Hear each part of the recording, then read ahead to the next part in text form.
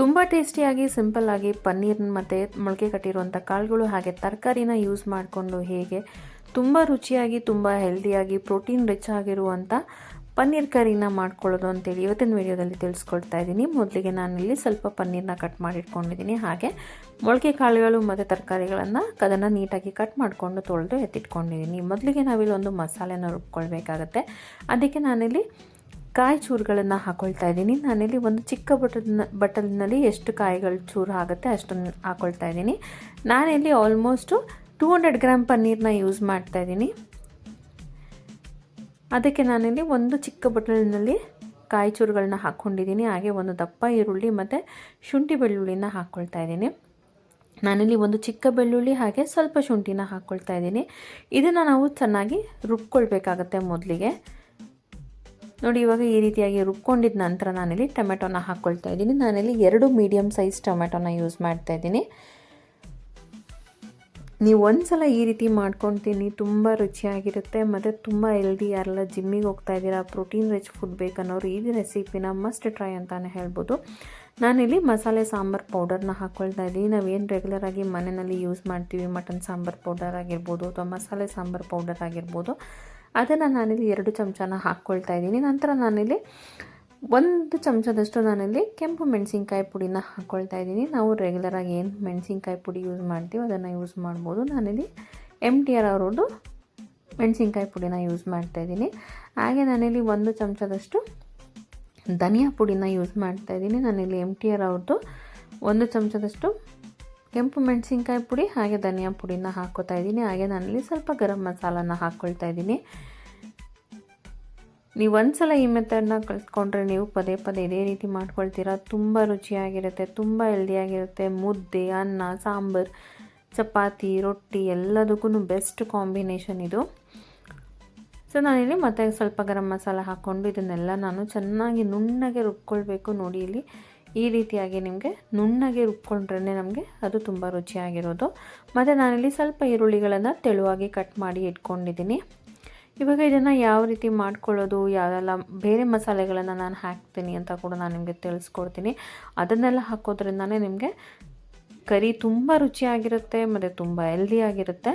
ಇವಾಗ ನಾನು ಸ್ವಲ್ಪ ಎಣ್ಣೆನ ಹಾಕ್ಕೊಂಡು ಚೆನ್ನಾಗಿ ಎಣ್ಣೆ ಬಿಸಿ ಆಗಬೇಕು. ಎಣ್ಣೆ ಚೆನ್ನಾಗಿ ಬಿಸಿ ಆದ ನಂತರ ನಾನಿಲ್ಲಿ ಈರುಳ್ಳಿಗಳು ಕಟ್ ಮಾಡಿ ಇಟ್ಕೊಂಡಿರುವಂಥ ಸ್ವಲ್ಪ ಈರುಳ್ಳಿನ ನಾನು ತೆಳುವಾಗಿ ಏನು ಕಟ್ ಮಾಡಿ ಇಟ್ಕೊಂಡಿದ್ದೆ ಅದನ್ನು ನಾನು ಇದಕ್ಕೆ ಆ್ಯಡ್ ಮಾಡ್ಕೋತಾ ಇದ್ದೀನಿ.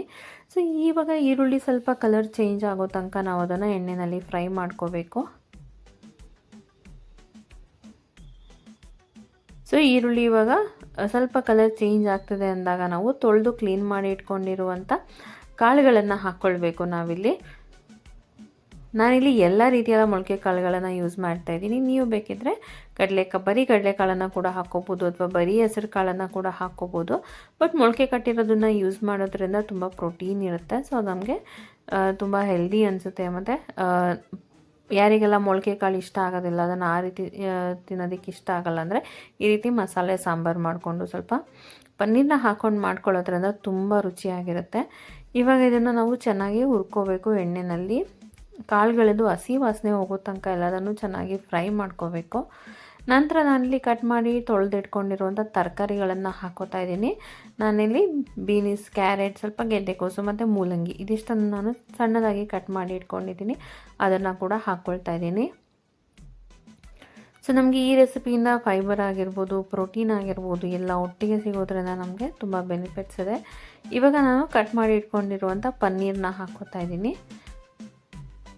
ನಾನು ಆಲ್ಮೋಸ್ಟ್ 200 ಗ್ರಾಮ್ ಪನ್ನೀರನ್ನ ಇಲ್ಲಿ ಯೂಸ್ ಮಾಡ್ತಾ ಇದ್ದೀನಿ.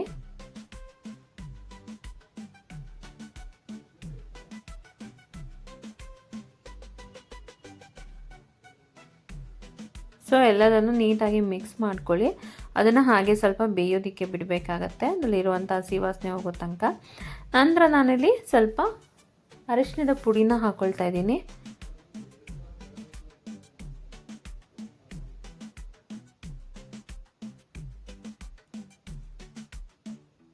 ಹಾಗೆ ನಾನಿಲ್ಲಿ ರುಚಿಗೆ ತಕ್ಕಷ್ಟು ಉಪ್ಪನ್ನು ಹಾಕ್ಕೊಳ್ತಾ ಇದ್ದೀನಿ. ಇದನ್ನು ಮೊದಲಿಗೆ ನಾವು ಅರಿಶಿನ ಮತ್ತು ರುಚಿಗೆ ತಕ್ಕಷ್ಟು ಉಪ್ಪನ್ನು ಹಾಕಿ ಹುರ್ಕೊಳ್ಳೋದ್ರಿಂದನೇ ನಮಗೆ ಅದು ನೀಟಾಗಿ ಅಬ್ಸರ್ವ್ ಹಾಕ್ಕೊಳ್ಳುತ್ತೆ ಉಪ್ಪನ್ನು. ಸೊ ಅದರಿಂದ ನಮಗೆ ತುಂಬ ರುಚಿಯಾಗಿರುತ್ತೆ. ಇವಾಗ ನಾನು ಎಷ್ಟು ಅವಶ್ಯಕತೆ ಇದೆ ಉಪ್ಪು ಅಷ್ಟನ್ನು ಹಾಕ್ಕೊಳ್ತಾ ಇದ್ದೀನಿ. ಸೊ ಎಲ್ಲದನ್ನು ಹಾಕ್ಕೊಂಡು ನಾವು ಒಂದ್ಸಲ ಮಿಕ್ಸ್ ಮಾಡಿಕೊಂಡು ಚೆನ್ನಾಗಿ ಫ್ರೈ ಮಾಡ್ಕೋಬೇಕು, ಹಸಿ ವಾಸನೆ ಹೋಗೋ ತನಕ.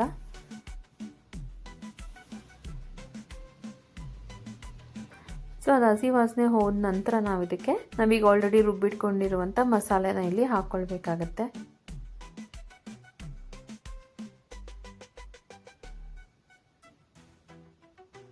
ಮನೆಯಲ್ಲಿ ಏನಾದರೂ ಮಸಾಲೆ ಸಾಂಬಾರು ಪೌಡರ್ ಇಲ್ಲ ಅಂದರೆ ನೀವು ಜಾಸ್ತಿ ಕೆಂಪು ಮೆಣಸಿನ್ಕಾಯಿ ಪುಡಿ, ಧನಿಯಾ ಪುಡಿ, ಹಾಗೆ ಸ್ವಲ್ಪ ಗರಂ ಮಸಾಲನ ಇನ್ನೂ ಸ್ವಲ್ಪ ಜಾಸ್ತಿ ಹಾಕ್ಕೊಂಡ್ರೆ ನಿಮಗೆ ಅದು ಕೂಡ ಆಲ್ಮೋಸ್ಟ್ ಸೇಮ್ ಫ್ಲೇವರನ್ನೇ ಕೊಡುತ್ತೆ. ಇವಾಗ ಎಲ್ಲದನ್ನು ನೀಟಾಗಿ ಮಿಕ್ಸ್ ಮಾಡ್ಕೊಳ್ಳಿ.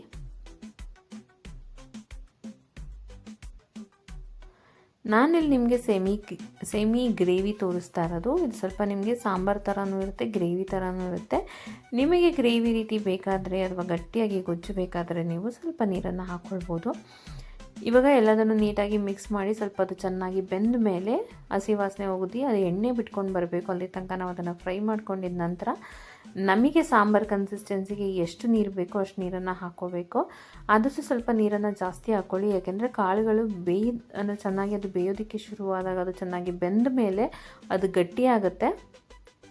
ಸೊ ಅದರಿಂದ ನಾವು ಸ್ವಲ್ಪ ನೀರನ್ನು ಜಾಸ್ತಿ ಹಾಕ್ಕೋಬೇಕಾಗತ್ತೆ.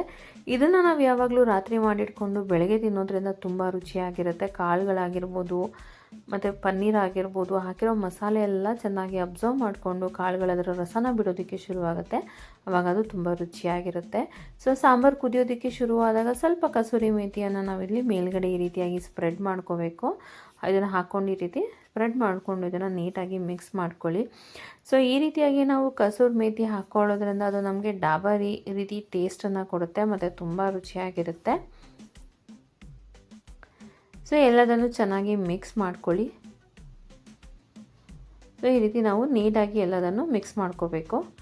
ಸೊ ಅದನ್ನು ಮಿಕ್ಸ್ ಮಾಡ್ಕೊಂಡಿದ್ದ ನಂತರ ನಾವು ಅದೊಂದು 2 ರಿಂದ 3 ಕುದಿ ಬಂದಾಗ ನಾವು ಲಿಡ್ಡನ್ನು ಕ್ಲೋಸ್ ಮಾಡಬೇಕಾಗತ್ತೆ.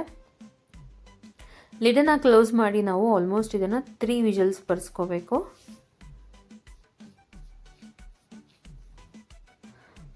ಸೊ ಲಿಡ್ಡನ್ನು ಕ್ಲೋಸ್ ಮಾಡಿ 3 ವಿಷಲ್ ಬರ್ಸ್ಕೊಂಡ್ಮೇಲೆ ನಾವು ಸ್ಟವನ್ನು ಓಪನ್ ಮಾಡಿದರೆ ರುಚಿಯಾದ, ಡಾಬಾಗಿಂತ ಬಹಳ ರುಚಿಯಾದ, ಪ್ರೋಟೀನ್ ರಿಚ್ ಆಗಿರುವಂಥ ಮೊಳಕೆ ಕಾಳು ಮತ್ತು ಪನ್ನೀರ್ ಸೆಮಿ ಗ್ರೇವಿ ರೆಡಿ ಆಗುತ್ತೆ.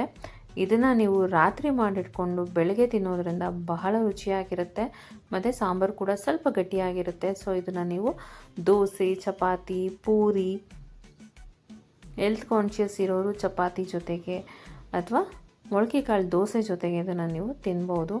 ಇದಂತೂ ಬಹಳ ಹೆಲ್ದಿಯಾಗಿರುತ್ತೆ ಮತ್ತು ತುಂಬ ಟೇಸ್ಟಿಯಾಗಿರುತ್ತೆ. ಹಾಗಿದ್ರೆ ನೀವು ಮತ್ತೆ ಪನ್ನೀರ್ ತಂದಾಗ ಇದೇ ರೆಮಿಡಿನ ಖಂಡಿತ ಟ್ರೈ ಮಾಡಿ. ಮನೆಯಲ್ಲಿ ಮೊಳಕೆ ಕಾಳಿದೆ ಅಂದರೆ ಖಂಡಿತ ಮಿಸ್ ಮಾಡ್ಕೋಬೇಡಿ. ಈ ರೀತಿಯಾದ ರೆಸಿಪೀಸ್ಗೆ ನನ್ನ ಚಾನಲ್ನ ಸಬ್ಸ್ಕ್ರೈಬ್ ಮಾಡ್ಕೊಳ್ಳಿ. ಸೊ ಯಾರಿಗೆಲ್ಲ ಅದೇ ಪನ್ನೀರ್ ಗ್ರೇವಿ ತಿಂದು ಬೇಜಾರಾಗಿದೆ ಅವರಿಗೆ ಈ ರೆಸಿಪಿನ ಶೇರ್ ಮಾಡಿ. Thank you.